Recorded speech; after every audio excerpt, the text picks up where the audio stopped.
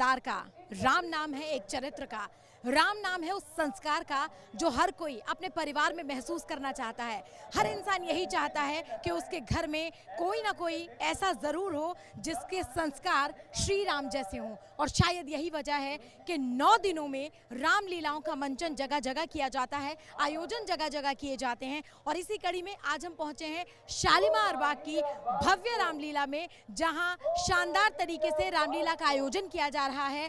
और लोगों का जो हुजूम है, जमावड़ा है, वो ये बताने के लिए काफ़ी है कि वाकई आज के दौर में कितना ज़रूरी है इन रामलीलाओं के माध्यम से संस्कारों को महसूस करना, उस संस्कृति को कहीं ना कहीं अपने आप से जुड़ाव महसूस करना। और इसीलिए लोग यहाँ बड़ी संख्या में पहुँचे हुए हैं। तो चलिए हम भी आपको कुछ एक छोटे छोटे कट्स में ये दिखाने की कोशिश करते हैं कि भगवान श्री राम की जो लीलाएं हैं वो कितना प्रेरित करने वाली हैं, कितना एक दूसरे से जुड़ाव महसूस कराने वाली हैं।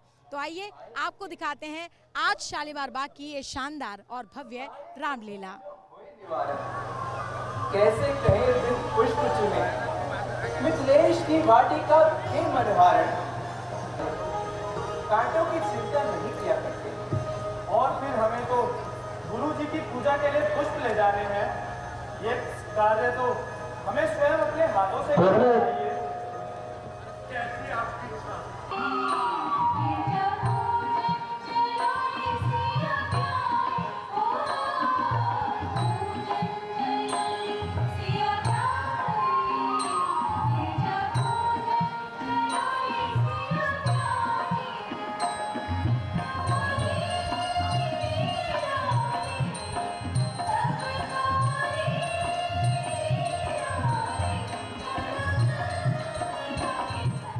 तो मंच पर रामलीला का मंचन आपने देखा है, सभी किरदारों को अपना चरित्र जो है, किरदार जो है वो निभाते हुए देखा, अपनी भूमिका निभाते हुए देखी है।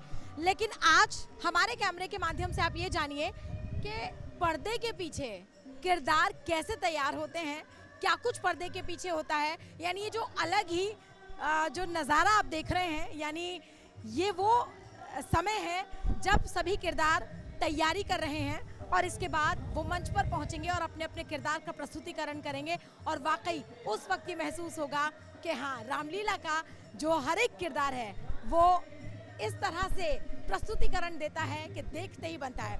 और मैं इस वक्त जहाँ पर स्टॉप हो गई हूँ, इससे आगे मैं इसलिए नहीं बढ़ रही हूँ क्योंकि इनके बाद रामायण का कोई उद्देश्य नहीं बचता। क्यों?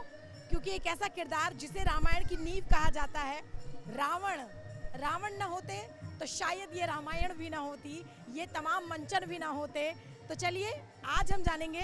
सर नमस्कार है, मेट्रो प्राइम पर स्वागत है। हाँ नमस्कार जी, सभी दर्शकों को भी बहुत बहुत नमस्कार। सर ये बताइए, रावण का किरदार निभाना कितना चुनौतीपूर्ण है? रावण का किरदार निभाना बहुत ज़्यादा चुनौतीपूर्ण है जी। इसका जो ताम झाम, मेकअप, ड्रेस और इतना भारी मुकुट पहन करके मंच के ऊपर अभिनय करना, वैसे तो कुल मिला के वैसे भी बहुत ज़्यादा ये चुनौती वाला है, मगर इतना भारी भरकम साज और सामान पहन करके मंच के ऊपर अभिनय करना बहुत टेढ़ी खीर है। मेरा पहले जो है ना, मेरा मुकुट ही 13 किलो का है। 13 किलो का? 13 kg सिर पर आप पहने रखते हैं? जी हाँ जी हाँ जी हाँ। ये बताइए सर, ये 13 किलो का मुकुट पहनकर, भारी भरकम मेकअप लेकर, सभी डायलॉग्स भी याद रखने हैं, ये एक अलग दौर होता होगा इस दौर में जो आप ये मंचन कर रहे हैं। बिल्कुल ये अलग दौर होता है जी। इस समय का हम तो इस बार तो खैर 2.5-3 साल से इंतज़ार कर रहे हैं और सारे साल वैसे ये इंतज़ार करते हैं पूरे इस रामलीला का। और क्योंकि मैं इस रामलीला का महामंत्री भी हूँ तो लगभग 6 महीने पहले काम में शुरू हो जाते हैं हम इसकी व्यवस्थाएं करने में। एक आखिरी सवाल बस आपसे ये जानना चाहती हूँ, जब अंतिम दिन होता है और रावण दहन होता है, क्या मन में भाव रहते हैं? भाव ये रहते हैं कि जिस तरीके से रावण रूपी जो राक्षस को मारा जा रहा है, उसी तरीके से हमारे देश में जो ये बुराई, आतंकवाद और ये सब है, इसका भी खात्मा ऐसे ही होना चाहिए जैसे रावण का होता है। बहुत बहुत शुक्रिया सर हमसे बात करने के लिए। और वाकई ये कमाल की बात है कि जिन जिस स्वरूप को, चाहे वो कोई भी स्वरूप हो, हम मंच पर देखते हैं, सजा धजा देखते हैं, उसके पीछे की मेहनत कोई नहीं देखता। और यहाँ पर ये सभी लोग तैयार हो रहे हैं, अपने अपने किरदारों की तैयारियां कर रहे हैं। कोई किसी रूप में, कोई किसी रूप में अपने किरदार को दिखाता हुआ रामलीला में जो मंच है उस पर पहुंचेंगे। तो ये तमाम खूबसूरत किरदार यहाँ पर हैं, जिनको देखकर वाकई मैं तो बहुत भावुक हो रही हूँ, क्योंकि अब तक हमने रामलीला सिर्फ मंच से देखी थी, लेकिन मंच के पीछे ये तमाम तैयारियां देखकर महसूस हो रहा है कि कितनी मेहनत है। और ये शक्ति सिर्फ ईश्वर देता है, ये शक्ति सिर्फ भगवान।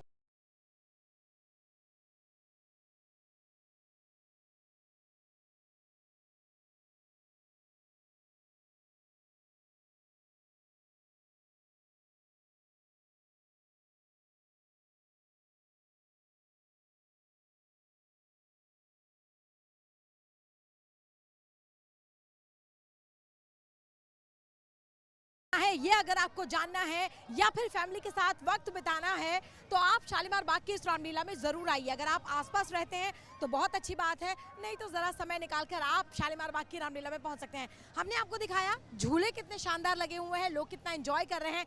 उसके अलावा साथ साथ यहाँ पर खाने के स्टॉल्स, ओहो भीड़ देखकर आप इस बात का अंदाजा लगा सकते हैं कि वाकई लोग कितना एंजॉय कर रहे हैं। और यहाँ सभी स्टॉल्स आपको देखने के मिलेंगी, चाहे वो टिक्की चाट और पापड़ी वाली स्टॉल्स हो, छोले भटूरे हो, या खाना हो, या फ्रूट चाट हो, सब तरह के खाने के स्टॉल्स आपको यहाँ पर देखने को मिलेंगी। यानी अगर आप घूम घूम कर थक जाते हैं, आपको भूख लग जाती है, तो आप जो चाहें वो यहाँ पर खाना खा सकते हैं। तो आप यहाँ पहुँचिए और वाकई जिसको एंजॉय करना कहते हैं, रामलीला के साथ साथ बहुत कुछ सीखने के साथ साथ आप अपने आप को, अपने मन को आनंदित भी कर सकते हैं। तो भारतवर्ष में 9 दिनों तक चलने वाली इस रामलीला को देखकर ऐसा लगता है कि वाकई देवी देवताओं का वास इस भारत की भूमि पर यानी इस धरती पर हो गया है। और इसकी वानगी, इसके नज़ारे आपको अगर देखने हैं तो आप कहीं भी रामलीला जहां आयोजित की जा रही है वहां जाइए।